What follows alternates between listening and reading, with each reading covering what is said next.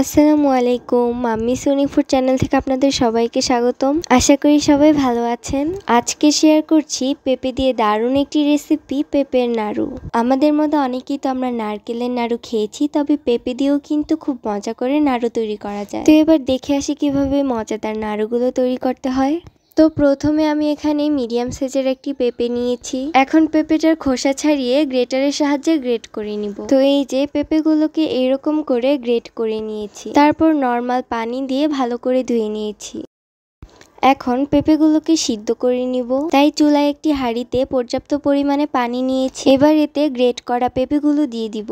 চুলার আঁচ মিডিয়ামে রেখে পেঁপেগুলোকে 10 মিনিট সিদ্ধ করে নিব। 10 মিনিট পর পেঁপেগুলোকে চুলা থেকে নামিয়ে পানি ঝরিয়ে নিব।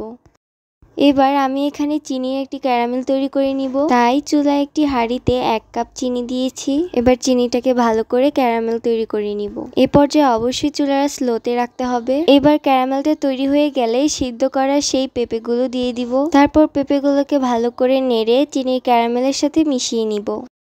এবার খুব সুন্দর একটি স্মেলের জন্য আমি এখানে এলাচের গুঁড়ো দিয়েছি আর সামান্য পরিমাণে লবণ দিয়েছি। এবার চুলার আঁচ মিডিয়ামে রেখে পেঁপেটাকে খুব ভালো করে শুকিয়ে নিতে হবে। পেঁপেটা যখন ঠিক এরকম হবে তখন চুলা থেকে নামিয়ে হালকা ঠান্ডা করে নিব।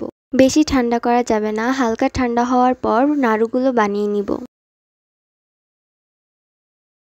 এখন হাত দিয়ে এভাবে ঘুরিয়ে ঘুরিয়ে বলের মতো করে সবগুলো নাড়ু তৈরি করে নিব। এভাবে করে সবগুলো নাড়ু তৈরি করলে হয়ে যাবে আমাদের মজাদার এই পেঁপের নাড়ুগুলো। এখন আমি আপনাদেরকে একটা নাড়ু ভেঙে দেখাবো। নাড়ুগুলো খেতে কিন্তু খুবই মজাদার হয় এবং দেখতেও অনেক লোভনীয় হয়। তো এই ছিল আজকের রেসিপি ভালো লাগলে অবশ্যই আমাদের চ্যানেলটি সাবস্ক্রাইব করে দিবেন, সাথে আমাদের ফেসবুক পেজটিকেও ফলো করে দিবেন। আজ এই পর্যন্তই, সবাই ভালো থাকবেন। আল্লাহ হাফেজ।